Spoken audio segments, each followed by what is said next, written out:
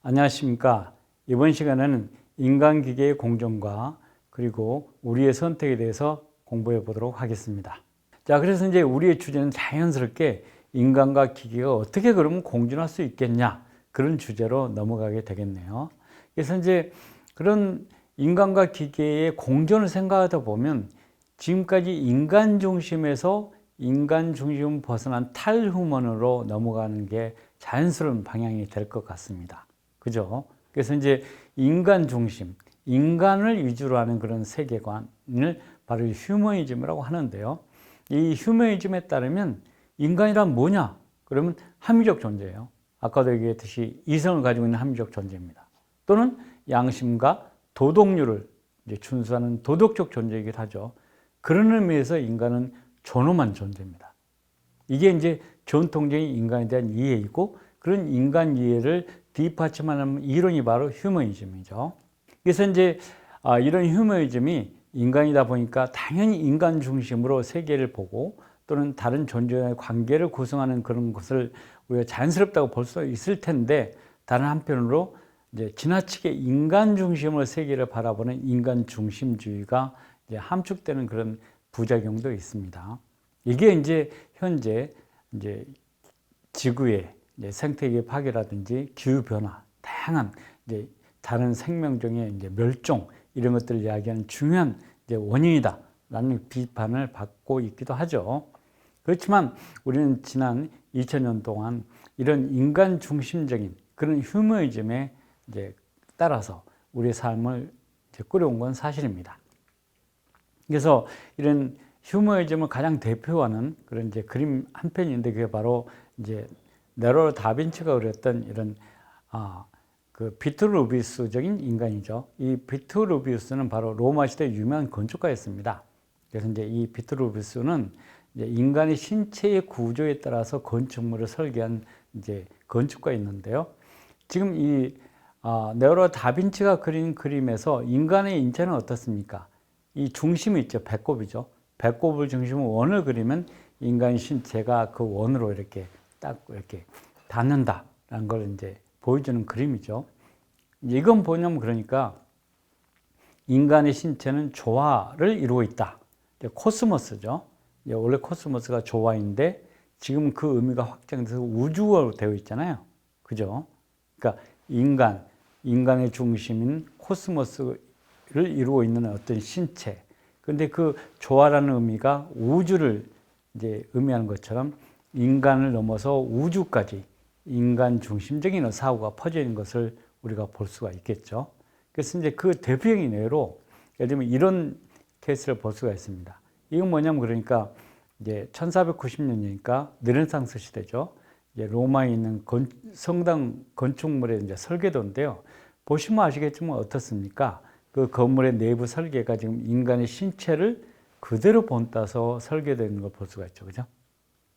중요한 건 뭐냐면, 그러니까 자연물 또는 세상에 대한 어떤 이제 그런 인간 중심적인 사고가 건축물에 배어 있다는 것이죠.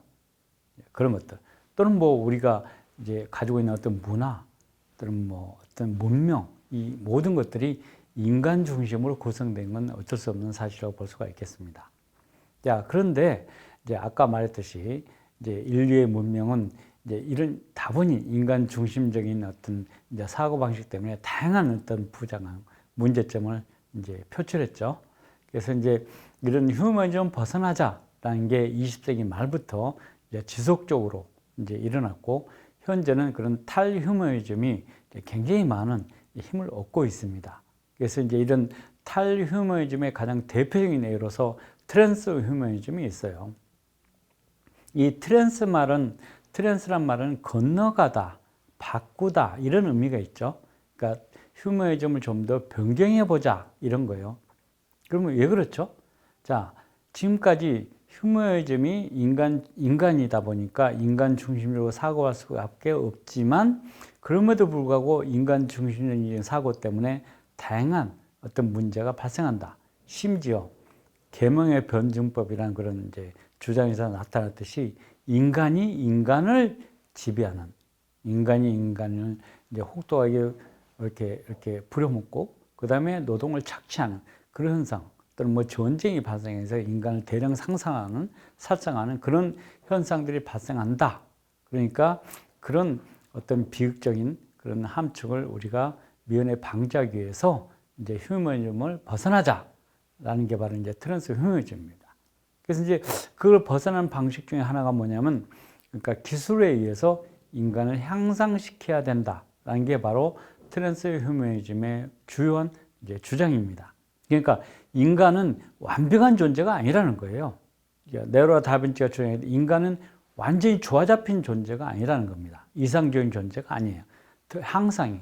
그러니까 아직까지 더 이상 향상, 수선되고 개량될 필요가 있는 그런 이제 기계로 치면 그런 기계처럼, 그러니까 향상이, 수선이 필요하고 개량이 필요한 그런 존재다라는 게 바로 트랜스 휴머니즘입니다. 또한 탈휴머니즘을 대표하는 또 다른 이제 주장인데 그건 바로 포스트 휴머니즘입니다. 아마 여러분들은 이 트랜스 휴머니즘이라는 용어보다는 포스트 휴머니즘이라는 용어를 더 많이 이제 들어봤을 걸로 생각됩니다. 이게 이제 요즘 21세기에 이제 어떤 의미로 이제 문화의 이제 트렌드인데요. 이 포스트 휴머니즘은 문자 그대로 휴머니즘, 포스트란 말이 이후라는 뜻이 있죠. 그러니까 휴머니즘 이후, 다시 말하면 그러니까 인간을 벗어난 어떤 인간, 이제 탈인간이 되겠습니다. 그래서 이제 뭐냐면 인간이 현재처럼 인간만 생각하는 게 아니라 다른 존재들, 동물들 또는 뭐 심지어 기계를 포함해서 또는 뭐 어떤 이제 어떤 그 소프트웨어를 비롯한 어떤 인공지능까지도 고려하는 다른 존재와 더불어 사는 그런 존재로 삶을 꾸려야 한다라는 게 바로 포스트 휴머니즘입니다. 그러니까 지금 우리가 간단하게 좀 정리했듯이 탈휴머니즘은 트랜스 휴머니즘과 포스트 휴머니즘이란, 한편은 트랜스 휴머니즘, 다른 한편은 포스트 휴머니즘, 이렇게 두 가지 축을 중심으로 좀 전개되고 있어요.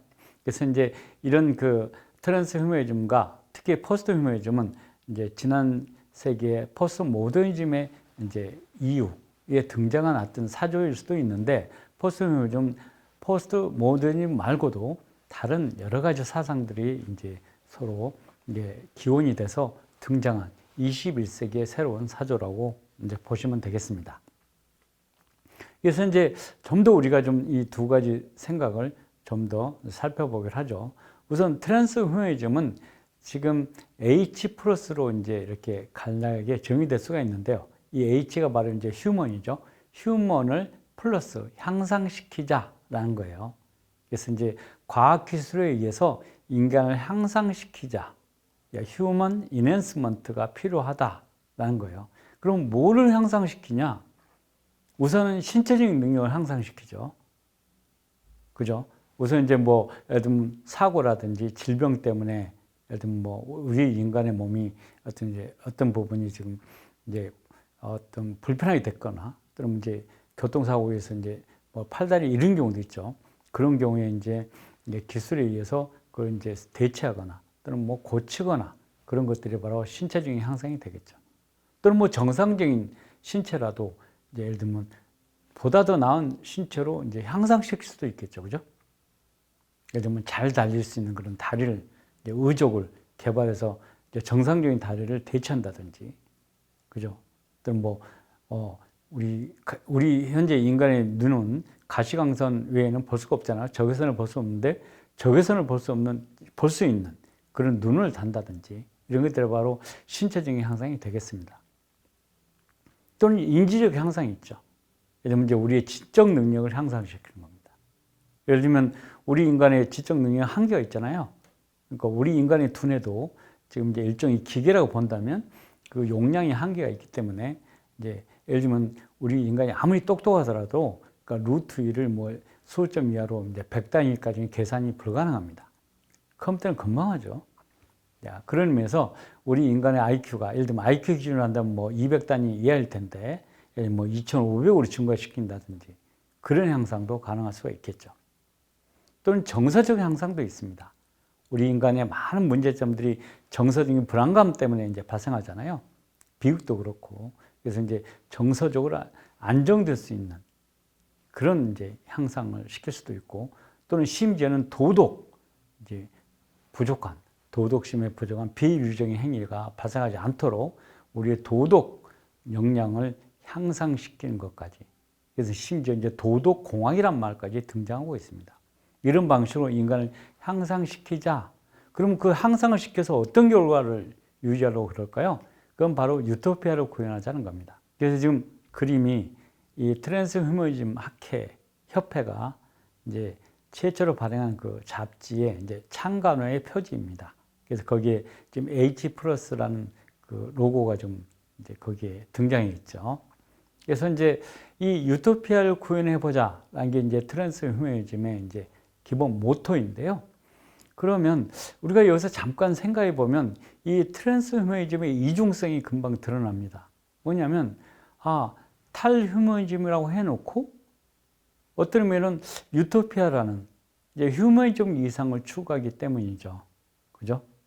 그러니까 결국은 인간의 지나친 인간 중심주의를 극복하면서도 다른 한편으로 인간이 원래 꿈꿔왔던 인간의 행복 또는 유토피아, 물론 그 유토피아 인간만이 잘 사는 그런 사회는 아니겠죠. 다른 동물도 같이 사는, 다른 존재도 같이 이제 함께 공존한 그런 사회를 누려간다면 포스트 휴머니즘으로 발전할 수도 있겠습니다. 그렇지만 일차적인 초점은 일단 인간들의 능력을 향상시켜서 인간들의 유토피아를 구현해 보자라는 걸로 이제 국한시킨다면 다분히 휴머니즘의 연장선상에 있다, 이렇게 볼 수도 있겠네요. 그죠? 그래서 한편으로는 탈인간을 주장하면서도 다른 한편으로는 휴머니즘의 이상을 추구하는 그런 이제 이중적인, 모순적인 그런 성격을 갖고 있습니다. 자, 그래서 이제 이 트랜스 휴먼을 만들어가는 그 기술들이 이제 현재 많이 등장하고 있어. 그래서 이제 여기 지금 정리되어 있는 한 10가지 정도가 지금 크게 이제 정리되어 있는데요. 그 중에서 이제 붉은 글씨로 보이는 게 현재 이제 그런 어떤 인공지능과 관련된 그런 기술들입니다.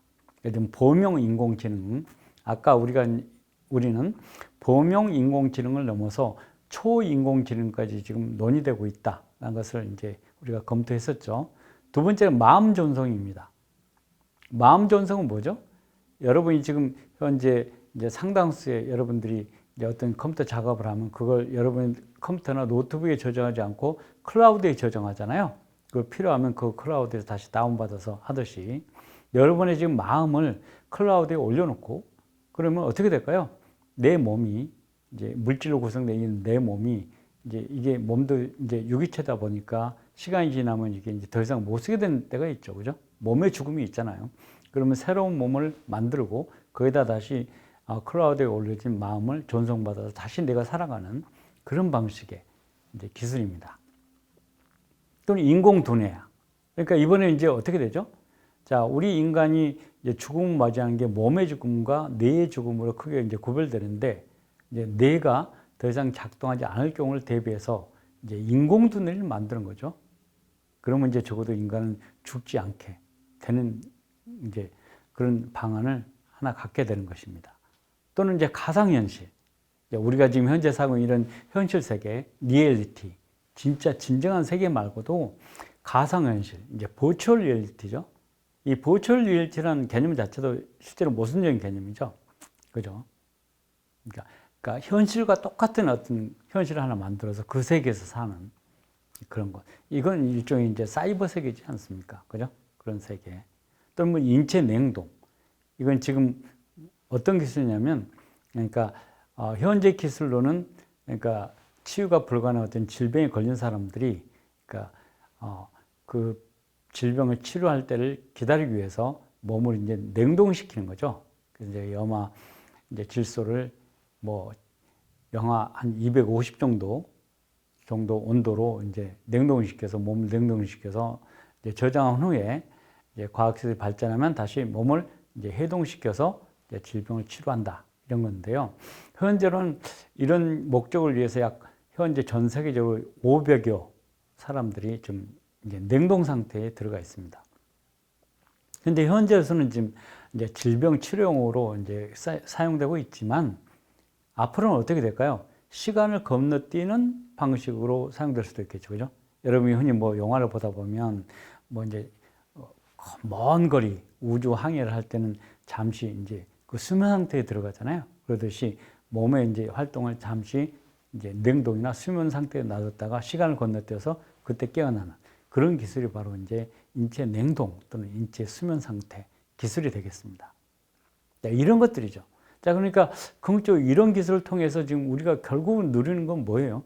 궁극적으로 뭡니까? 인간의 지능을, 인간의 능력을 향상시키고 보다 더 오래 사는, 심지어는 영원히 사는 그런 방식으로 지금 기술이 발전하고 있다는 걸 알 수가 있습니다. 자, 이번에는 포스트 휴머니즘을 한번 살펴보죠. 자, 아까 말했듯이 포스트 휴머니즘은 어떤 주장이냐면 인간 중심주의를 벗어나자라는 거잖아요. 그죠? 그럼 인간 중심주의를 벗어나면 어떻게 할 거냐? 그러면 인간은, 휴먼은 다른 존재들, 그러니까 다른 동물들은, 다른 식물들, 또 뭐 지구상에 있는 많은 무생물들, 또는 뭐 기계와 더불어 살아야 한다. 이런 얘기죠. 이제 더불어 사는 삶. 이게 바로 이제 포스트 휴머니즘의 진정한 목적이 되겠습니다. 그래서 여러분 이제 현재 다양한 루트를 통해서 뭐 책이라든지 뭐 소설이라든지 또는 뭐 다양한 이제 문화 매체를 통해서 포스트 휴머니즘적인 여러 가지 이제 사상들이 이제 전달되고 있는데요. 따라서 그 유형도 굉장히 많이 있어요. 그런데 그 제가 보기에는 이 포스트 휴머니즘의 진정한 그것들이 여러 가지 다양한 이제 현재 우리에게 알려진 포스트 휴머니즘의 그 기본적인 근본적인 주장은 바로 이제 인간 중심주의를 벗어나자. 그리고 다른 존재들과 같이 더불어 살자라고 이제 정리되어야 한다고 봅니다. 그렇다면 이 인간 중심주의를 벗어나고 또는 다른 존재와 더불어 살려면 어떻게 해야 될까요?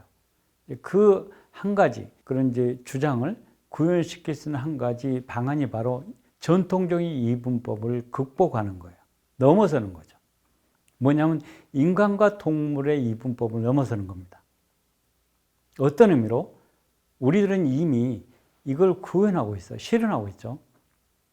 아마 여러분들도 이제 집에서 애완동물을 기르신 분들 알고 있지만 심지어 이제 우리 애라고 이 표현을 하고 있죠. 자기가 기르는 이제 고양이나 개를 우리 애라고 생각하고 있어요. 단순히 그게 수학적인 표현이 아니라 진정으로 자기 애와 똑같이 생각하는 의미로 우리 애라고 사용한다면 이미 그 사람은 포스트 휴먼인 것입니다. 또 예를 들면 인간과 동물 같은 생명체를 넘어서 생명체와 기계의 간극도, 구분도 극복하자는 방식으로 발전할 수도 있겠죠. 그죠? 아까 우리가 살펴봤듯이 연인 로봇의 경우가 바로 그겁니다. 나는 기계와 결혼할래. 나는 기계와 사랑하겠어. 이런 것들이 바로 생명체, 우리 인간으로서의 생명체와 기계의 그 간극을 이제 넘어서려고 하는 거예요. 거기는 여러 가지 이유가 있겠죠. 그렇지만 어쨌건 그 근본적인 그 양상은 바로 생명체와 기계의 그런 간극 또는 구분을 넘어서는 겁니다. 또는 심지어 아까 영화 허에서 봤듯이 물리적 존재, 형태, 구체적으로 우리 눈에 보이는 형태로서의 존재와 사이버 존재, 눈에 보이지 않지만 가상 공간에 존재하는 그 존재들과의 그 간극도 벗어나자고 주장을 해요. 이건 무슨 얘기죠? 예를 들면 영화 허에서 보이듯이 내가 컴퓨터 OS로 존재하는 그런 컴퓨터 OS, 컴퓨터 프로그램과 예를 들면 사랑을 하거나 또는 뭐 친구 관계를 맺을 수도 있고 심지어는 이 현실 세계를 포기하고 가상 세계로 들어가서 그러니까 그 세계에서 살 수도 있다는 것이죠. 아직까지 우리가 이 가상 세계를 벗어나서 그러니까 사이버 세계 또는 뭐 가상 세계에서만 살 수 있는 그 방안은 아직 이제 연구되지 않았습니다. 아직까지 그런 기술은 아직 완벽히 이렇게 발전되지 못했어요. 그러긴 하지만 그런 가능성이 충분히 있는 겁니다. 예를 들면 그러니까 여러분이 하루 24시간 중에서 예를 들면 그 가상 세계, 예를 들면 뭐 버추얼 리얼리티를 통해서 그쪽 세계에 들어가서 하루에 한 예를 들면 3분의 1을 산다면 여러분 현실적인 존재보다 가상적인 존재에 가깝겠죠. 그죠? 나중에는 그 시간을 점점 줄여서 나중에 최소한 영양분만 공급받는 그런 상황에서 현실 세계에 살고 나머지 시간은 그쪽 세계에 산다면 사이버적인 존재가 되지 않겠습니까? 완벽하게 이 세계를 벗어나서 사이버 세계로 들어갈 수 있겠느냐? 그거 이제 어떻게 해야 할지 그 이제 우리가 이제 SF 영화에서나 뭐 소설에 등장하는 여러 가지 방안들이 나와 있는데 그런 방안들도 지금 이제 연구되고 있는 것으로 알고 있습니다. 자, 그러니까 지금 포스트 휴머에 지금 주장하고 있는 건 뭐예요? 그러니까 뭐냐면 우리 지금까지 인간 그리고 인간을 동그라미 치고 인간 주위에 이제 이렇게 동그라미를 치고 어떤 울타리를 치고 그 외의 존재를 이렇게 구분하는 그게 뭐든지 간에 그런 구분하는 게 인간 중심주의를 벗어나자는 게 바로 이게 포스트 휴머니즘이에요. 그러다 보니까 그 경계를 터버리다 보니까 동물들도 들어오고 기계도 들어오고 심지어 사이버적인 존재도 들어오는 그런 존재를 같이 더불어 산다는 거예요. 그러니까 문자 그대로 그냥 그래 뭐 지금도 컴퓨터 쓰고 그러니까 뭐 동물과 같이 사니까 그런 정도가 아니라 여기서 더불어 산다는 건 뭐냐면 그들과 같이 나의 삶을 산다는 거니까 예를 들면 개와 같이 반려할 수도 있고 그러니까 개와 같이 친구로 이제 그런 존재들과 같이 친구로 살 수도 있고 심지어는 사랑할 수도 있고 또는 뭐 예를 들면 그들과 결혼할 수도 있고 뭐 이런 이제 가능성까지 다 열어놓은 그게 바로 포스트 휴머니즘입니다. 그러니까 굉장히 어떤 의미로 이제 급격한 주장이라고 볼 수가 있겠죠. 네. 그래서 이제 이런 포스트 휴머니즘을 대표하는 여러 학자들이 있는데요. 이제 우리에게 잘 알려진 사람은 캐서린 헤일즈라는 학자가 있습니다. 그래서 이제 이 캐서린 헤일즈가 쓴 우리는 어떻게 포스트 휴머니 되었는가 이제 번역된 책이죠. 그 책에서 이렇게 정의되어 있습니다. 포스트 휴머니즘은 우선 정보 패턴이 물리적 구현보다 더 중요하다. 물리적 구현은 뭐예요? 우리 인간들은 지금 물리적으로 다 구현되어 있죠. 몸을 가지고 있잖아요. 그죠? 근데 몸을 가지고 있는 것보다, 이 공간 세계에 이렇게 몸을 가지고 있는 것보다 정보 패턴이 제일 중요한 거예요.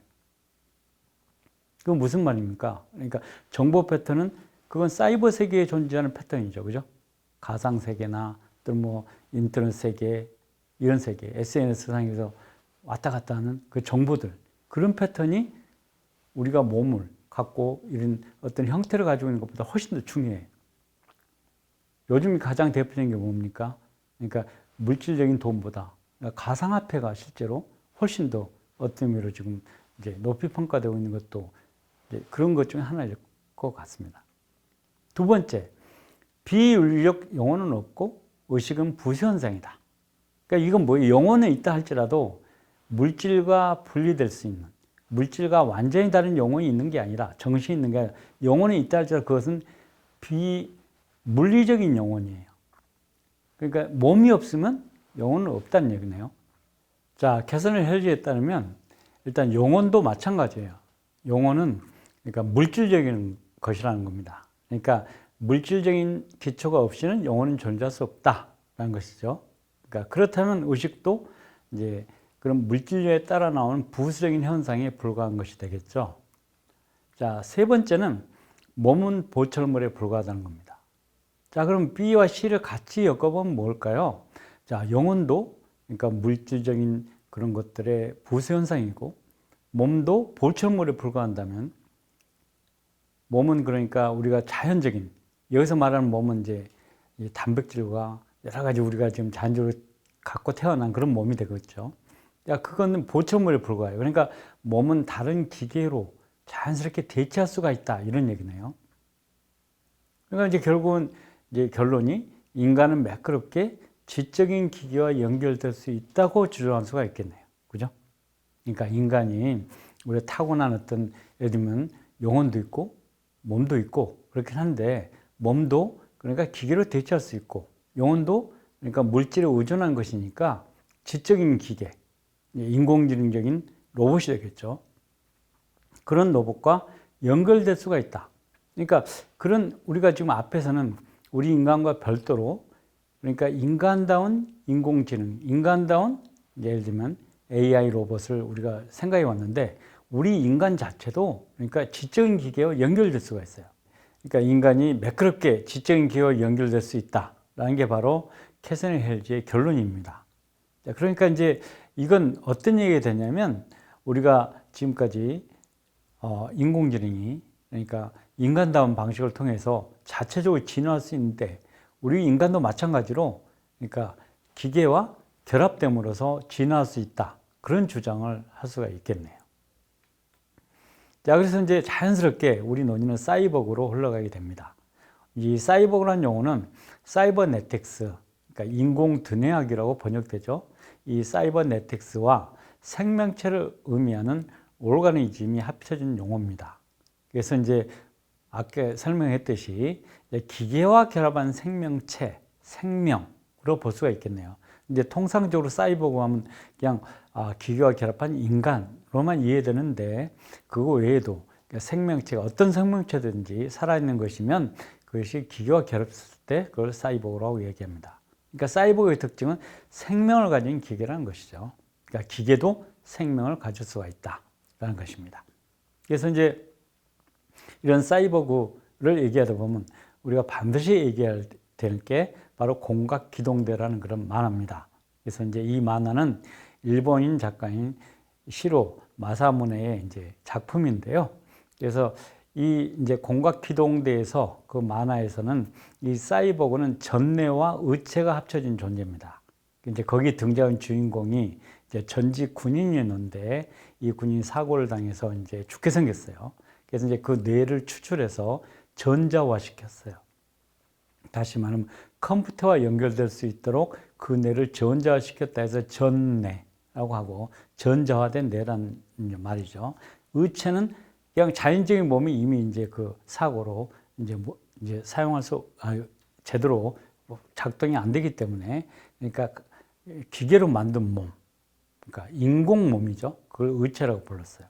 그러니까 전내와 의체가 합쳐진 존재가 바로 사이버그입니다. 그래서 이제 우리가 지금 오른쪽에 그 만화 표지에 있듯이 저런 형태로 이제 사이버그가 존재하게 되죠. 그래서 이제 이 공각기동대라는 이 만화는 비단 이제 이런 만화에 그치지 않고 극작판 이제 만화영화로 이제 등장했죠. 그래서 이제 그 만화영화의 그 극장판은 제목이 고스트 인 더 쉘이라고 해서 굉장히 철학적인 의미가 있습니다. 이제 이 고스트란 말은 유령이죠. 쉘은 껍질이잖아요. 그러니까 이게 상징적으로 고스트는 영혼을 의미하고, 지금 쉘은 이제 몸을 의미하는데, 그러니까 몸 속에 있는, 몸이라는 껍질 속에 들어있는 유령. 그러니까 과연 내가 그 영혼을 갖고 있는 건가? 라는, 그러니까 이 만화의 주인공이 등장한 여자, 이제 주인공이 그런 질문을 하죠. 내가 아니면 존재하는 것인가? 난 단순히 프로그램에 불과한 것인가? 이런 질문을 하는데, 그게 바로 이제 이 고스트 인 더 셀이라는 그런 이제 극장판 만화에서 등장하는 유명한 이제 그런 이제 대사이기도 합니다. 그래서 이제 이게 최종적으로 실사 영화로도 등장했죠. 그리고 이제 이 공각기동대는 나중에 매트릭스라든지 그 수많은 이와 비슷한 주제를 다루고 있는 이제 많은 이제 작품들의 이제 모티브를 이제 제공하기도 했죠. 그래서 이제 우리는 그러면 이 사이버그는 그럼 뭐 공상 영화나 SF 영화나 이런 쪽의 상상 속의 존재에 불과한가? 그렇지 않습니다. 실제로 사이버그는 우리 현실 속에 굉장히 굳건한 형태로 들어와 있습니다. 그래서 이제 세계 최초로 이제 자타공인, 이제 최초의 사이버그라고 불리는 케빈 와릭이 있습니다. 이제 이 케빈 와릭은 영국 대학의 이제 공학 교수인데요. 1998년에 이제 프로젝트 사이버그라는 그런 프로젝트를 시행했는데, 처음으로 이제 자기 팔에 전자칩을 이식했어요. 그 칩을 이식해서, 그러니까 그 다른 손, 이제 지금 그 그림에 지금 사진에 보이시나요? 이제 왼쪽에 있는 이제 그 바깥에 있는 팔을 움직였어요. 그러니까 자기 의지를 이용해서, 그러니까 자기 몸이 아닌 다른 팔을 움직이는 그런 이제 실험을 진행했죠. 그리고 2002년에는 인터넷을 통해서 신경 신호를 로봇에 전달했습니다. 그러니까 지금 이제 영국이니까 미국으로 건너가서 미국에서 이제 자기 팔 신호를 이용해서 영국에 있는 자기 연구실 로봇을 움직이게 만들었고요.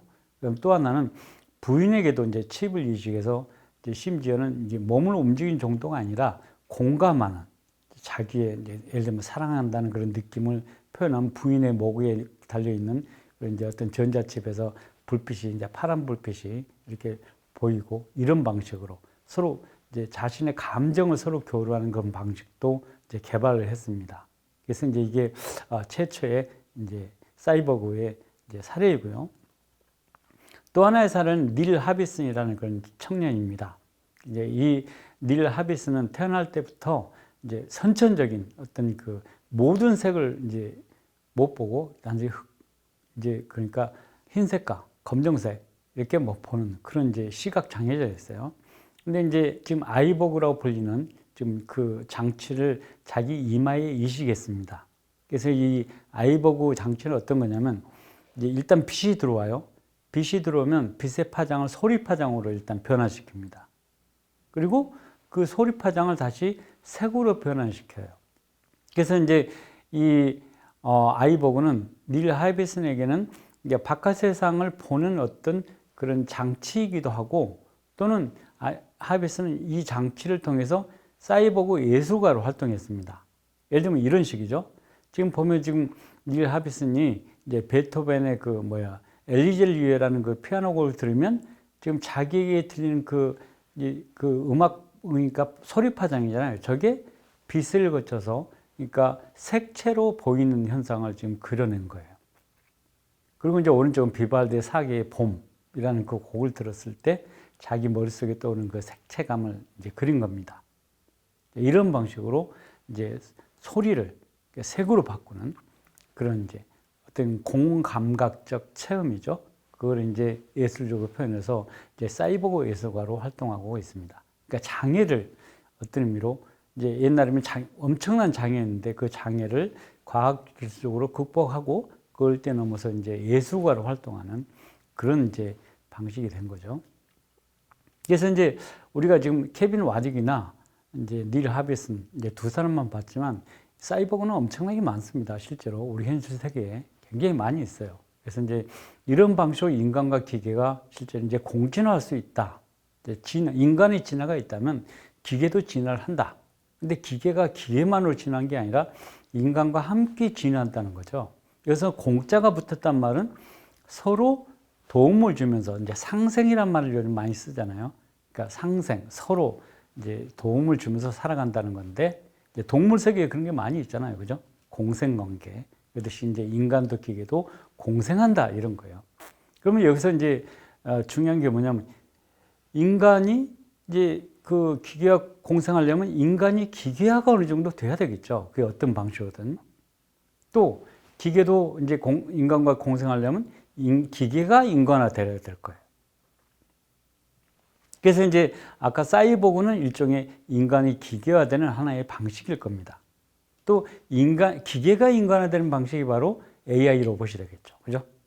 또는 뭐 인간 외모를 갖춘다든지 그런 것들이 바로 기계의 인간화일 거예요. 그래서 이제 인간의 기계화 또는 기계의 인간화 이걸 통해서 인간과 기계가 서로 공진하고 그러면서 서로 이제 상생하는 그런 이제 삶의 세계가 펼쳐질 거다라는 게 바로 이제 그 우리가 이제 트랜스후머니즘 또는 포스트후머니즘을 통해서 이제 이론적으로 뒷받치고 있는 어떤 우리 미래의 삶의 형태가 아닐까 싶습니다. 그래서 이제 그 아무래도 그런 세계는 아직도 이제 시간적으로 많이 남아 있죠. 그긴 한데 이제 여러 가지 이제 아까 말했던 그런 SF 작품 또는 영화뿐만 아니라 가장 이걸 잘 보여주는 게 바로 이제 영국 드라마인 휴먼스라는 드라마입니다. 아마 여러분께서도 이미 이제 이 드라마를 보신 분이 있을 것 같아요. 이제 이 드라마는 이제 원래 스웨덴의 어떤 이제 그 드라마인데 영국에서 다시 이제 제작을 했죠. 그래서 이제 시리즈가 지금 1, 2, 3까지 나왔고 이제 시리즈당 이제 하나에 이제 8편의 에피소드가 있잖아요. 그래서 이제 시리즈 3가 2018년에 이제 방송 완료됐고 이제 시리즈 4가 제작된다 하더니 취소됐습니다. 그긴 한데 이제 이 휴먼스를 보시면 저는 이제 이 휴먼스를 꼭 여러분이 이 주제에 관심 있는 분들은 꼭 보시기를 제가 강력히 추천하는데요. 여기 보면 인간과 기계와 사이버그 다양한 존재들이 어떤 방식으로 살아가는지 그 살아갈 때 인간이 기계에 대한 어떤 감정 또 기계가 인간이 느끼는 어떤 감정 또는 인간이 기계에 대한 어떤 태도 이런 다양한 이제 그런 것들이 종합적으로 그려져 있어요. 그래서 여러분이 한번 꼭 좀 이걸 보시면 오늘의 주제를 이해하시는데 굉장히 도움이 될 거로 생각됩니다. 자, 그래서 이제 마지막으로 이제 우리의 선택을 한번 살펴보기로 하죠. 지금까지 우리가 지금 논의한 건 뭐였어요? 그러니까 인간다운 인공지능은 도대체 뭘까라는 것이죠. 그리고 이제 우리가 그에 바라는 요소를 좀 봤었고, 두 번째는 근데 우리가 지금 현재 우리 주위에 있는 인공지능이나 로봇은 어떤 수준까지 와 있나를 봤잖아요. 이제 세 번째는 그랬을 때 우리 인간과 기계가 같이 공존할 수 있는 그런 방식에 대해서 살펴봤습니다. 그럼 이제 우리가 마지막으로 생각해 볼 수 있는 게 그런 삶에서 우리가 어떤 이제 문제가 있고 우리가 어떤 선택을 해야 되고 무엇이 필요한지 이런 것들을 한번 살펴볼 필요가 있겠죠. 우선 이와 관련시켜서 첫 번째 던져볼 수 있는 질문이 바로 그런 미래에 다가올 새로운 세계는 어떤 세계일까요? 그게 유토피아일까? 아니면 디스토피아일까? 다시 말하면 인간이 살기 좋은 그런 우리가 꿈꿔왔던 그런 이상적인 낙원인가? 아니면 끔찍한 세계가 될까? 이제 그런 것이죠. 그래서 이제 예를 들면 디스토피아일 거다. 끔찍한 세계일 거다. 라는 그런 주장들도 굉장히 설득력이 많이 있습니다. 예를 들면 이제 그 세계에 가면 노동이 종말할 거다. 이미 이제 그런 현상이 나타나고 있잖아요. 이제 기계가, 인공지능적인 기계가 이제 산업 현장에 이제 투여되면서 인간의 일자리가 점점 사라지고 있죠. 그죠? 이미 이제 그런 현상이 많이 발생하고 있잖아요. 그래서 이제 심지어 노동의 종말이라는 책도 나오고 했습니다. 그러면 이제 그 할 일은 인간은 뭐가 될 건가? 그죠? 인간이 더 이상 일을 할 수 없으면 인간은 뭘 해야 되나? 이제 그런 의문점이 제기되는 거죠. 또는 심지어는 인간보다 훨씬 질적으로 또는 신체적으로 심지어는 도덕적으로 우리보다 이제 월등한 그런 기계, 인공지능이 등장하게 되면 그런 인공지능들이 우리 인간을 지배할 거다. 이제 기계가 지배하는 세상이 될 거다. 심지어 이제 그런 기계들이 인간은 다른 종들을 이제 못 살게 하는 멸종시키는 그런 종이니까 이 지구상에서 이제 어떻게 제거해야 돼. 이제 터미네이터로 나오듯이 그런 이제 어떤 가상적인 상황이 발생할 수 있겠죠. 그래서 이제 궁극적으로 인간이 멸종하게 된다. 이런 이제 디스토피아적인 그런 전망들도 있습니다. 이와 반면에 유토피아적인 이런 전망도 있죠. 자, 일단 기술을 우리가 효율적으로 또는 좋은 목적으로 쓰다 보면 이제 진보하게 될 것이라는 거죠. 일종의 낙관주의입니다. 또 그리고 이제 그런 방식에서 우리 인간과 기계가 서로 공진한다.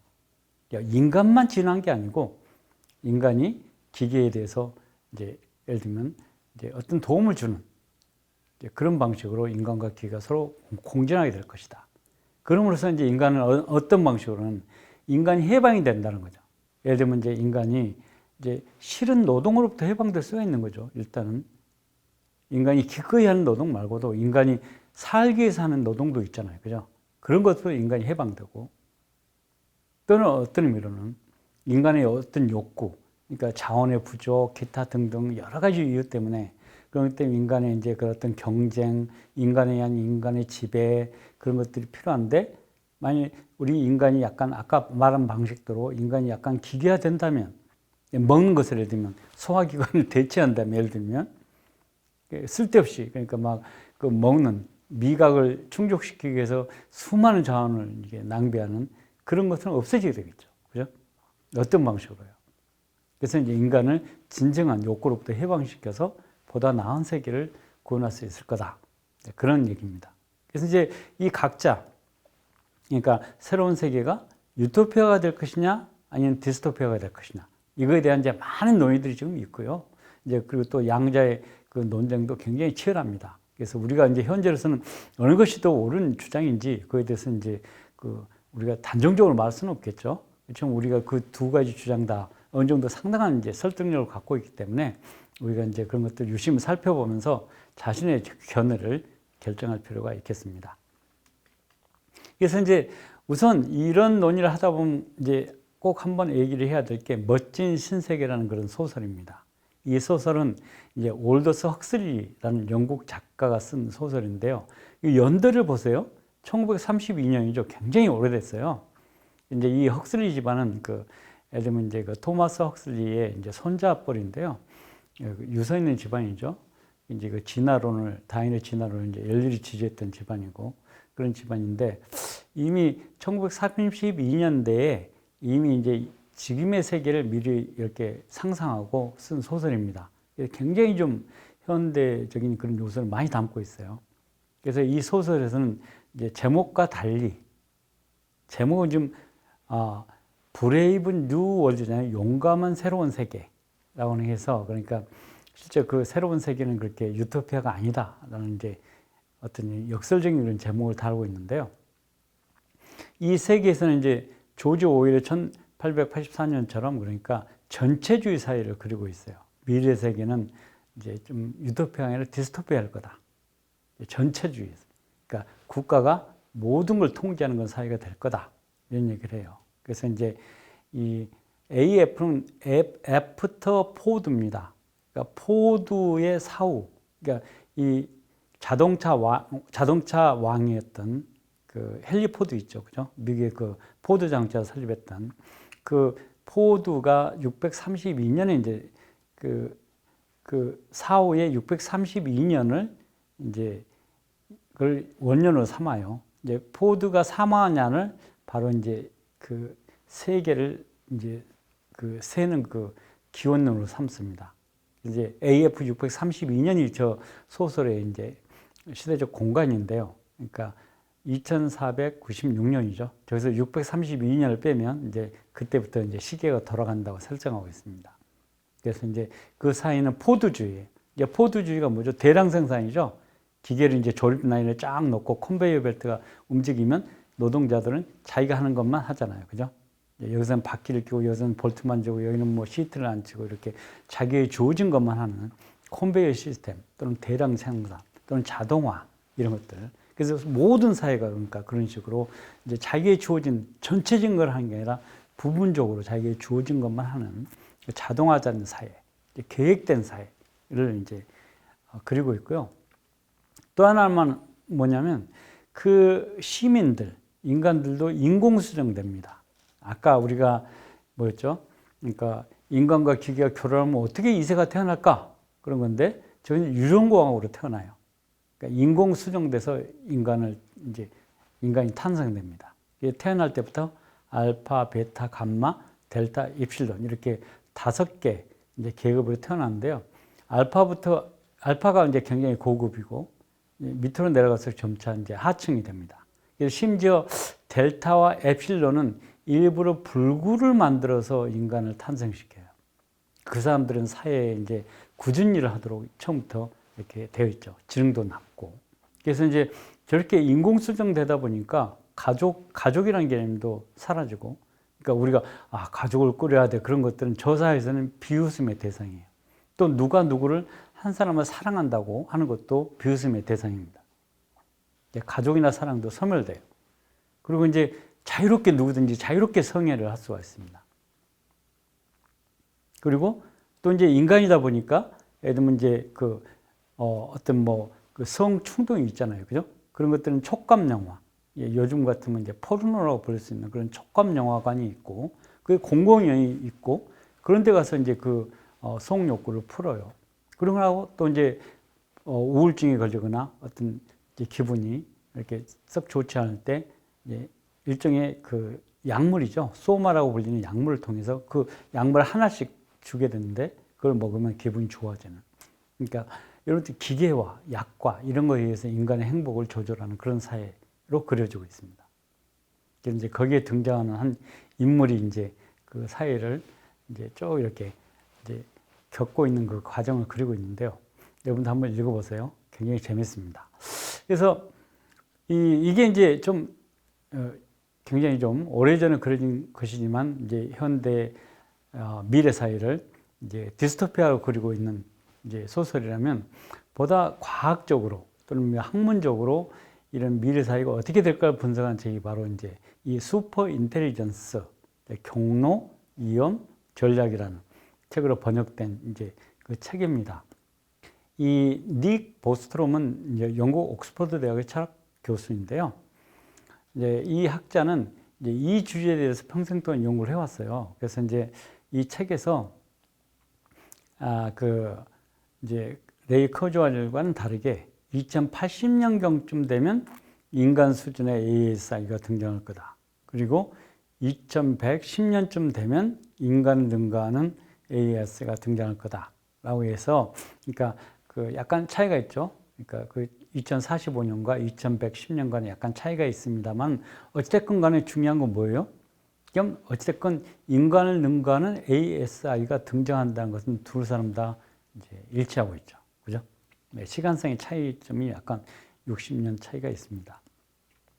그래서 이 이제 닉 보스트롬은 이런 상황에서 두 가지 길을 제시해요. 하나는 뭐냐, 첫 번째 길은 뭐냐면 초지능이 등장하는 겁니다. 지금처럼 막 국가가 장려해서 지금 인공지능을 발전시키려고 온 세계가 지금 경쟁하고 있죠. 그죠? 우리나라도 지금 중요한 국책 사업 중에 하나가 인공지능 개발이에요. 그렇지 않습니까? 우리나라 뭐 삼성전자나 LG전자, 뭐 SK 이런 대규모 이제 그 기업들이 그러니까 이런 인공지능에 지금 사활을 걸고 있죠. 그죠? 개발에. 그러다 보면 결국은 이제 초지능이 등장한다는 거예요. 그런데 이제 거기서 이제 철학적 논의를 시작해 보죠.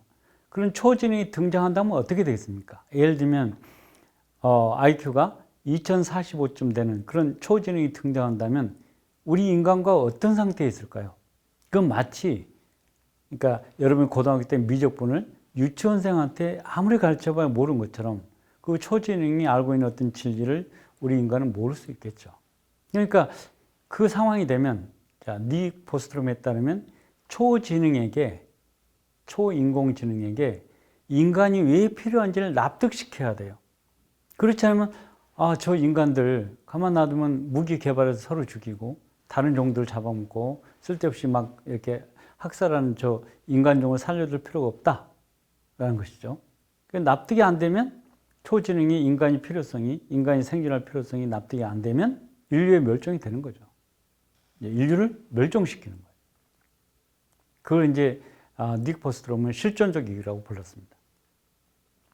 그 전에도, 그러니까 초지능이 그런 결정을 내리기 전에도, 그러니까 초지능으로 가는 길목마다 점차로 인간의 이기가 이제 실존적으로 살기가 어려워지는 위기가 닥친다. 그러면서 몇 가지 단계를 나눴습니다.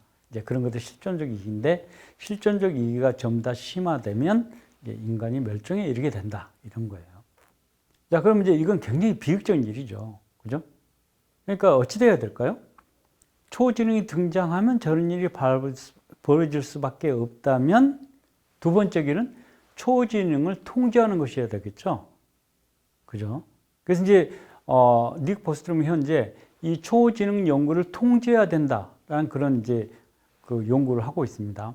영국 정부의 그 지원을 받고 있기도 하고요. 그래서 이제 초지능을 통제하는 그 두 가지 방안을 제시하고 있어요. 하나는 능력을 통제하는 겁니다. 그러니까 뭐냐면 초지능의 능력을 제한한 거예요. 그러니까 바둑을 잘 두고, 예를 들면 골프를 잘 치고, 예를 들면 계산을 잘하고, 뭐 그 변화를 잘 예측하고 이런 어떤 특정한 능력을 갖도록 하지만 전체적인 능력을 또는 뭐 인간보다 월등히 뛰어난 능력을 갖도록 하지는 못하게 만드는 그런 제안을 하자는 거죠. 그게 하나고요. 또 하나는 동기 선택 방법입니다. 이건 뭐냐면 초지능에게 동기와 목적을 부여하는 거예요. 그러니까 현재는 기계니까 동기나 목적이 없을 거 아니에요. 그죠? 우리는 어떤 일을 할 때 어떤 목적을 가지고 하죠. 그죠? 예를 들면 성공하기 위해서 열심히 지금 현재 그 배고픔이나 어떤 뭐 육체적인 고난을 무릅쓰고 노력을 하잖아요. 그죠? 졸린데도 공부를 하고요. 또는 뭐가 되기 위해서 장군이 되기 위해서 아니면 사업가가 되기 위해서 예를 들면 뭐 학자가 되기 위해서 예를 들면 뭐 성공한 비즈니스맨이 되기 위해서 그러니까 그런 동기를 갖고 열심히 이제 뭔가를 준비하잖아요. 그런 동기, 목적을 인공지능 자체가 갖게 되면 위험하다는 겁니다. 그러니까 인공지능에게 동기나 목적은 인간이 부여하고 그 인간이 부여한 동기와 목적을 가지고 인공지능이 이제 어떤 특정한 이제 활동을 할 수 있도록 그렇게 통제하자는 거예요. 그런 통제를 하지 않고 인공지능이 지금처럼 모든 걸 줘버리면 그러면 이제 더 이상 인간이 통제할 수 있는 범위를 벗어나는 그런 이제 초인공지능이 등장한다는 것이죠.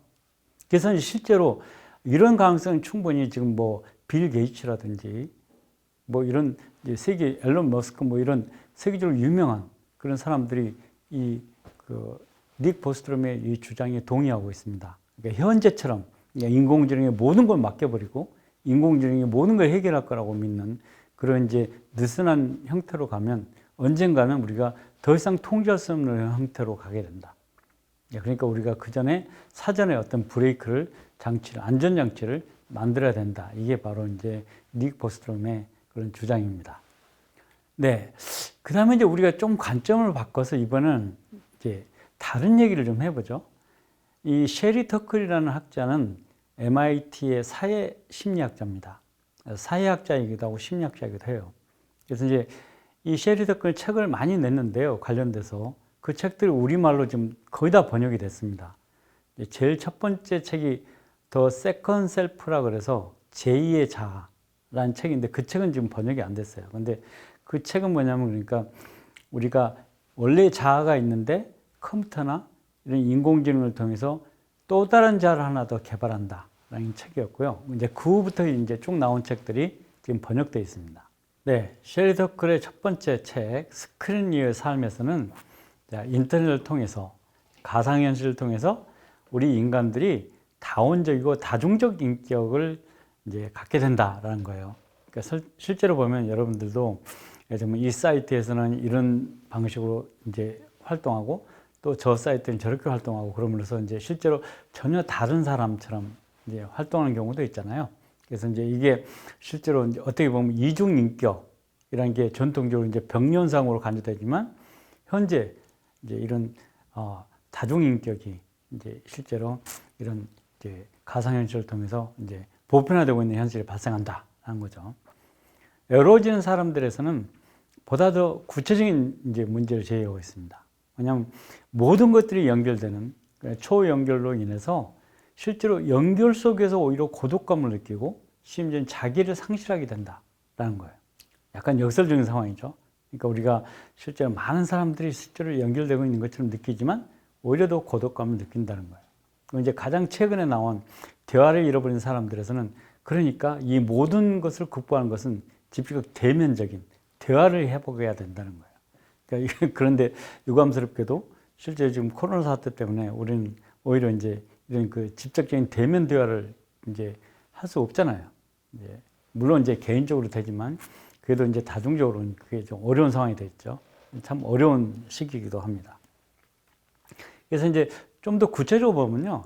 외로워지는 사람들에서 왜 그럼 우리가 사이버 연결을 원하느냐? 그런 간접적인 이제 이제 어떤 인간관계를 원하느냐? 그 이유는 거절당하거나 충돌할 위험이 적기 때문이라는 거예요. 직접 얼굴을 맞대고 있는 경우보다 거절당하고 충돌할 위험이 더 적고 언제든지 연락할 수 있는 관계를 원하기 때문이다. 사실 그렇죠. 우리가 맘만 먹으면 전 세계적으로 어느 시, 애니타임이든지 언제든지 항상 이제 연결할 수 있는 그런 가능성이 열려 있잖아요. 자, 그런데 그렇게 이제 사이버 연결을 원하다 보니까 그러니까 직접적인 대면적인 연결이 아니라 대화를 아니라 사이버적인 연결, 그러니까 문자를 남기고 메시지를 남기고 이런 방식으로 사이버적인 연결을 원하다 보니까 유대감이 공감대가 점점 얕아져요. 그러다 보니까 결국은 고독감과 자기가 상실되게 된다. 이런 얘기죠. 이건 뭐냐면 그러니까 내가 누구냐는 내가 관계를 맺고 있는 사람들을 통해서 자기를 확인하는 건데 그런 자기 확인 절차가 없어짐에 따라서 자기가 점차 분해되는 거죠. 자, 그래서 이제 결론은 대화가 필요하다는 겁니다. 그래서 이제 그 가장 최근에 책인 대화를 잃어버린 사람들에서 이제 이 대화가 필요한 이유를 이제 적극적으로 추천하고 있어요. 개인적 차원에서는 대화가 왜 필요하냐면 공감력을 증진시킨다는 겁니다. 그러니까 대화를 하면 할수록 다른 사람과 공감하는 능력이 이제 증진된다. 그럼 공감하는 능력이 증진되면 뭐가 될까요? 그게 이제 보다 어떤 성공적인 측면으로 성공할 가능성이 높아지죠. 그죠? 그 다음에 사회적 차원에서는 생산성이 증가한다고 얘기합니다. 그러니까 뭐냐면, 최근에 이제 하여튼 IT 기업에서 미국에 이제 구글이라든지 예를 들면 이렇게 유명한 마이크로소프트 같은 데서는 재택근무를 초창기 많이 추천했어요. 그런데 다시 이제 재택근무를 없애고 있는 상황으로 이제 바뀌고 있습니다. 왜 그럴까요? 그건 뭐냐면 각자 흩어져 놨더니 서로 대면 대화를 직접 대면 안 하다 보니까 그 회사의 생산력이 창의력이 떨어지는 거예요. 서로 이렇게 붙여놔야만 아이디어가 나오고 어떤 이제 그 생산력이 이제 증가된다. 이런 걸 깨달았기 때문이죠. 이런 이유로 이제 구체적으로 통계를 통해서 제시하고 있습니다. 그러면서 이제 결정적인 얘기를 하는데요. 고독은 물론 필요해요. 우리가 혼자 있어야지만 이제 어떤 혁신, 새로운 생각을 이제 낳기 위해서는 혼자 있을 필요가 있지만 그 고독을 즐길 수 있는 능력은 고독을 즐길 수 있으려면 서로 대화를 해야만 된다는 거죠. 그러니까 고독과 대화는 서로 이제 고독하면 혼자 있으면 대화는 할 수 없죠. 근데 그 고독하는 능력을 기르기 위해서라도 대화는 해야 된다는 거예요. 대화를 통하다 보면 결국은 자기가 혼자 있을 그런 공간이 필요하고 그걸 통해서 다시 이제 혁신이 드러나고 이런 어떤 이제 서로 맞물려 있는 관계라는 거죠. 그래서 우리가 이제 대화를 해야만 된다. 직접적으로 만나야 된다. 이런 얘기를 하고 있죠. 그래서 이제 이건 셰릴 더클의 이 주장 자체는 그러니까 지금 기계와의 대화를 이제 진정한 대화로 보지 않는 그런 이제 한계가 물론 있죠. 그죠? 그러니까 여기서 말하는 그 대화는 인간 간의 대화인 거예요. 그러니까 가능하면 인간끼리 대화를 하자. 이런 얘기죠. 기계와 대화하지 말고 같은 대화를 해도 그러니까 인간 간의 대화를 이제 추천하고 있는 것인데요. 이제 그게 현실적으로 그러니까 우리처럼 이런 고령화 사회 여러 가지 지금 사실 뭐 거리적으로 떨어져 있고 뭐 직장 관계로 이렇게 복잡한 그런 관계 속에서 그런 인간 간의 그런 관계를 직접적인 대화 관계를 어느 정도 유지할 수 있을까? 또 이제 기계가 굉장히 편리한 그런 어떤 플랫폼이나 기회나 이제 과정을 제시하고 있는데 그 속에서 어떻게 진정한 인간 간의 관계를 이제 대화를 이제 확보할 수 있을까? 그런 문제가 이제 남아있긴 합니다. 자, 그 다음에요. 이제 마지막으로 하나 이제 우리가 호모 데우스라는 책을 한번 살펴볼 필요가 있겠습니다. 자, 이 책은 이제 세계적인 베스트셀러가 됐죠. 그죠? 이스라엘 출신의 이제 그 유발 하라리 이제 사학자가 쓴 책인데요. 이 책에서 여러분들 이제 읽어보시면 아시겠지만 두 가지 얘기를 하죠. 하나는 지난 1000년, 그러니까 1000년부터 1999년까지 약 1000년 동안에 인류가 풀어야 할 숙제는 세 가지였다. 기아, 질병, 전쟁이죠. 그죠? 굶는 것, 이제 병으로부터 벗어난 것 전쟁이었는데 지난 1000년 동안에 그건 다 해결됐다고 이 하라리 박사는 진단을 해요. 그리고 이제 2000년부터 2999년 앞으로 지금 우리가 들어서 있는 이 새천년에서 과제는 행복과 불멸과 신성일 거다라고 이제 전망을 합니다. 여기서 이제 행복은 여러분이 익히 아는 그런 주제죠. 인간의 이제 원하는 것, 인간의 삶의 목표에 가장 으뜸가는 게 행복이잖아요. 행복한 삶이죠. 그 의미가 약간 다를지라도 누구든지 행복이 삶의 목적 중에 하나라는 걸 부정할 사람은 없을 것 같아요. 그런데 특이한 게 지금 불멸입니다. 그런데 인간이란 말 속에는 어떤 의미는 이제 예를 들면 인간과 신을 구분하는 가장 중요한 요소 중에 하나가 불멸이냐, 유한적인 존재냐, 이제 무한적인 존재냐는 거잖아요. 그리스 신화에도 그러듯이. 그런데 지금 이 새천년에서는 인간이 불멸하고자 해요. 아까 말했듯이 이제 정신을 마인드를 업로딩 시키고 뭐 인체를 냉동시키고 기타 등 사이버 네틱스를 통해서 뇌를 전자화시키고 이런 방식으로 해서 이제 인간이 죽지 않는 존재로 가는 것. 그러니까 지금 실제로 이제 죽음은 극복돼야 될 대상이다라는 것이죠. 기술적으로. 신성은 이제 신의 성질을 갖는다는 거예요. 이건 뭐냐 그러니까 이제 어떤 의미로 인간이 뭐가 되냐면 신이 되려는 것이죠. 신이 되려는 인간. 그래서 이제 지금 전통적인 종교가 힘을 잃고 하라리 박사에 따르면 새로운 종교가 대두되고 있다. 그건 데이터주의죠. 데이터가 모든 것의 가치가 되고 데이터를 신봉하는 그런 데이터주의가 이제 새로운 종교로 이제 자리를 잡고 있다라고 이렇게 진단을 하고 있습니다. 물론 이제 이런 것이 바람직하지 않다고 이제 유발 하라리 박사는 이제 얘기를 하고 있는데요. 현재 상황은 다분히 어떤 의미로 기술적으로 우리 인간은 이제 어떤 의미로 건방져진 거죠. 어떤 의미로는 스스로 이제 신이 되려는 인간이 스스로 신의 어떤 위상을 차지하고 신의 위치에 이제 다가가려고 하는 그런 능력을 갖게 됐다. 어떤 의미 자신감이기도 하지만 어떤 의미로는 인간의 그 경계를 벗어나는 그런 존재로 이제 나아가고 있다라는 게 유발 하라리 박사가 우리에게 전한 메시지입니다. 그래서 이제 이런 얘기를 하다 보면 결국 이제 철학적인 논의에 가게 되는데요. 이 철학자 니체가 일찍이 그런 얘기를 했어요. 이 자라투스트라는 이렇게 말했다는 그 책에서 신은 죽었다고 선언을 했습니다. 그랬을 때 그 니체가 의미했던 것은 신이 죽었으니까 우리는 이제 신에 대해서 생각할 필요는 없어요. 그러니까 신으로부터 해방된 인간입니다. 그러니까 여러분 좀 방향이 반대죠. 니체는 인간을 신으로부터 해방시켰어요. 해방됐다고 선언했는데 지금 유발 하라리 박사는 뭐라고 얘기했냐면 인간은 신으로부터 해방된 인간이 이제 신으로부터 신이 스스로 신이 되려고 해요. 근데 니체에 따르면 그 신의 자리를 예를 들면 신의 역할을 누가 하게 되냐면 초인입니다. 독일어로 이버멘시인데요. 이버는 위에 있다는 뜻이죠. 어버브의 뜻이고 맨시는 이제 사람이니까 사람 위에 있는 그런 뜻으로 이제 초인인데요. 이 초인은 니체에 따르면 삶을 긍정하는 자입니다. 뭐 하지 마, 뭐 욕구를 갖지 마, 이거 하지 마 그런 게 아니라 해 이런 거죠. 우리가 하고 싶은 삶의 본능을 충분히 발전시켜라. 또 하나는 새로운 가치를 창조한 자라고 얘기를 하고 있어요. 이게 이제 오늘 주제하고 이제 관련된 이유가 우리가 아까 말했듯이 포스트 휴먼 시대에 간다면 모든 게 바뀐다면 우리 인간이 전통적으로 인간과 기계, 생명체와 또는 예를 들면 뭐 이제 기계 또는 인간과 생명체와 인간과 동물, 생명체와 기계 또는 뭐 물질적인 것과 사이버적인 것 이런 걸 경계를 다 벗어버린다면 그걸 극복한다면 어떤 새로운 규범이나 가치체가 필요하겠죠.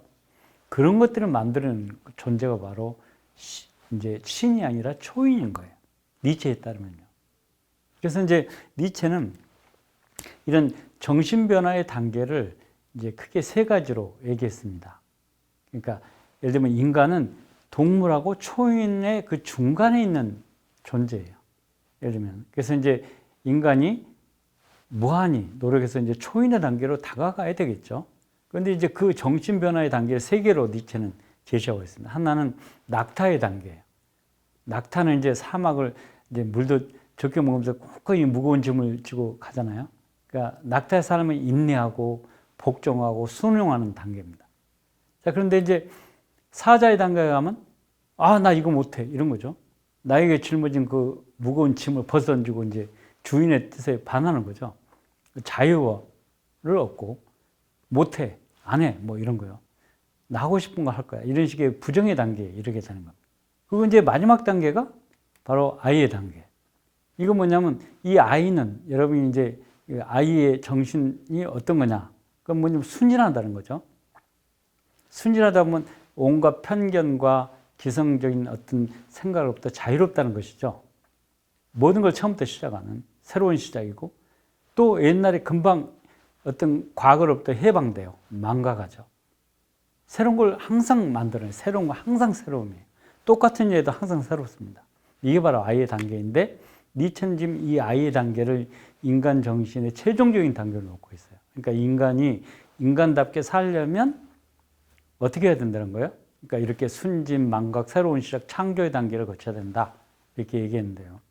이게 바로 이제 지금 우리가 포스트 휴먼 시대에 지향해야 될 그런 정신의 단계가 아닌가 싶습니다. 그래서 이제 우리에게 지금 필요한 건 뭘까? 과연 이걸 한번 이제 정리를 해보면 지금까지 강의를 토대로 정리를 해보면 이럴 것 같아요. 그러니까 우리 지금 포스트 휴먼에게 필요한 것, 포스트 휴먼 시대를 살아가는 우리에게 필요한 것은 이질성에 대한 개방성입니다. 우리가 전혀 보지 못했던 것, 이민족 또는 낯선 문화 또는 나와 다른 존재들, 그런 사람들, 동물들 이런 거, 문화, 관습 이런 것들에 대한 개방성, 개방적인 태도가 필요하고요. 또는 불확실성에 대한 도전이 필요해요. 왜냐하면 지금으로는 우리 생명도 그 수명이 엄청나게 지금 늘어나고 있잖아요. 그죠? 그러니까 옛날 60인데 지금 뭐 100세를 넘어가고 있으니까요. 2번 사는 거잖아요. 확실한 게 없어요. 직업도 한 가지면 안 되고 불확실성이 있는데 그거에 대한 과감히 맞서는 도전 정신이 필요합니다. 그러니까 생명이 길어지고 편리한 만큼 시간이 남은 만큼 그런 불확실성, 남음, 여유 그런 것들을 즐기고 또는 새로운 걸 만드는 건 도전 정신이 필요한 거죠. 그러면서 이제 새로운 시대에서 필요한 어떤 가치, 새로운 가치를 만들어내고 지향하는 어떤 창의성이 필요합니다. 그래서 이제 이런 것들을 다 종합했을 때 우리가 원래 던졌던 질문, 그러면 이제 우리가 어떻게 살아야 될까요? 라는 그런 어떤 이제 선택 상황이 있을 텐데요. 아까 닉 보스트롬의 얘기에서 나왔듯이, 그러니까 초인공지능을 연구하는 것에 대해서 우리가 좀 더 이제 잘 살펴봐야 될 것 같습니다. 무조건 인공지능 연구가 모든 게 이제 만사형통이다. 그런 태도는 버려야 될 것 같이 보여요. 그러니까 인공지능에게 뭐는 맡기고 뭐는 맡기지 말아야 될 것. 그런 것들을 해야 될 것인지 우리가 진지하게 연구를 해야 될 것 같고, 또 초인공지능의 어떤 이제 통제의 필요성도 우리가 좀 이제 사회적 어떤 합의에 이르러야 될 것 같습니다. 또는 아까도 나왔지만 호모 데우스라든지 니체의 초인 사상에서 나왔듯이, 자 어찌됐건 우리는 인간과 신 또는 뭐 초월적인 존재 이런 것에 대한 어떤 거 또는 뭐 기계라든지 또 이런 존재들과의 그 관계를 좀 더 다시 생각해 봐야 될 것 같아요. 그러니까 우리 인간이 이렇게 과학기술적으로 향상되고 능력이 증가함에 따라서, 그러니까 우리는 어떤 존재여야 되느냐, 우리가 전통에서 생각했던 그 신의 위치에 가는 존재이냐 우리가 스스로, 아니면 또 우리가 그런 힘을 가지고 다른 존재들과 같이 공유해야 되는 그런 존재여야 할지, 어떤 방식으로 살아야 될 것인지 새삼스럽게 다시 한번 진지하게 고려를 해봐야 될 것으로 생각됩니다. 자, 우리는 지금까지 인간다운 인공지능과의 이제 동거라는 그런 주제로 크게 이제 4가지를 살펴봤죠, 그죠? 첫 번째는 인간다운 인공지능이란 무엇일까에 대해서 한번 얘기를 해봤습니다. 그래서 이제 지능이냐, 도덕성이냐, 아니면 이제 외모냐 이런 것들을 좀 살펴봤고요. 두 번째는 우리가 지금 인간다운 인공지능에서 요구하는 사항들을 토대로 해서 현재 우리가 지금 갖고 있는 기술적인 현황들, 그러니까 우리가 지금 개발한 인공지능의 현황이라든지 또는 로봇의 현황을 한번 살펴봤습니다. 특히 뭘 살펴봤나요?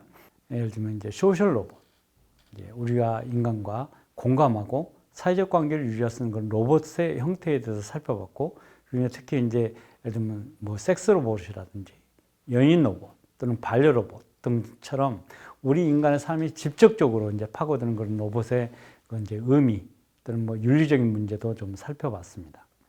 자, 세 번째로는 그런 로봇과 또는 뭐 기계 또는 뭐 비물질적인 어떤 사이버적인 존재와의 그런 삶이 가능한 그런 어떤 새로운 세계가 어떤 세계일지에 대해서 한번 살펴봤죠, 그죠? 그래서 이제 그 세계가 실제로 이제 우리 인간과 기계와의 어떤 공존 또는 공진화를 통해서 이제 지탱될 거다. 그런 방향으로 가야 된다라는 그런 가능성을 한번 살펴봤습니다. 물론 이제 거기에는 유토피아적인 고려도 있고 디스토피아적인 고려도 들어가 있죠, 그죠? 그래서 이제 우리는 이제 그 양자 중에 어느 한 거라고 지금 단정적으로 말할 수는 없지만, 가능하면 유토피아적인 그런 방식으로 우리 인류 역사가 진행되기를 바라지 않겠습니까? 그죠? 그러면 이제 우리가 어떤 것을 고려해야 될지, 그게 이제 마지막 주제였습니다. 그래서 이제 그게 우리의 선택인데, 실제로 보면 이제 우리 선택과 관련시켜서 이제 현재 문명이 우리에게 야기하는 여러 가지 문제들, 그러니까 우리가 지금 초인공지능의 연구를 지금 방식으로 계속 나가게 되면 결국 인간은 멸종하게 된다. 또 하나는 지금 현재 방식대로 우리가 직접적인 대면을 안 하고 이제 기계 문명에 의존하는 방식으로 기계에 의존하게 된다면 결국은 우리는 인간은 이제 고독해지고 결국 이제 인간관계는 허물어진다. 그런 경고들, 또는 뭐 지금처럼 가게 되면 이제 인간은 결국은 신의 위치에 스스로 올라가려는 호모 데우스를 지향하게 된다. 이런 경고들을 우리가 살펴봤는데요. 그래도 우리가 필요한 것은 이런 것들을 헤쳐나올 수 있는 어떤 방안이 있다. 그런 거죠. 지금까지 우리는 그 통제권을 갖고 있다는 것이 중요한 것 같아요. 그러니까 뭐냐면 이제 인공지능 연구에 있어도 우리가 어떤 걸 연구할 것인지를 결정하고, 또는 뭐 우리 인간 또는 다른 동물 또는 뭐 신과의 어떤 그런 관계 속에서 인간을 어떻게 파악할지, 그런 것들에 대해서도 한번 우리가 숙고를 해야 된다라는 게 오늘 강의의 이제 결론 부분이었습니다. 우리가 한 그런 방식으로 한 크게 4가지를 공부를 했는데요. 여러분도 한번 이런 기회에, 그러니까 인간다운 인공지능이 어떤 것이어야 할지, 또는 우리 삶에 어떤 방식의 인공지능이 필요한지, 우리가 어떻게 그것들을 활용할 것인지, 그런 지혜를 한번 이제 같이 이제 공유하고 개발하는 그런 이제 노력들을 해야 할 것으로 보입니다. 이상으로 인간다운 인공지능과의 동거 강의를 마치도록 하겠습니다. 참여해 주신 여러분께 감사드립니다.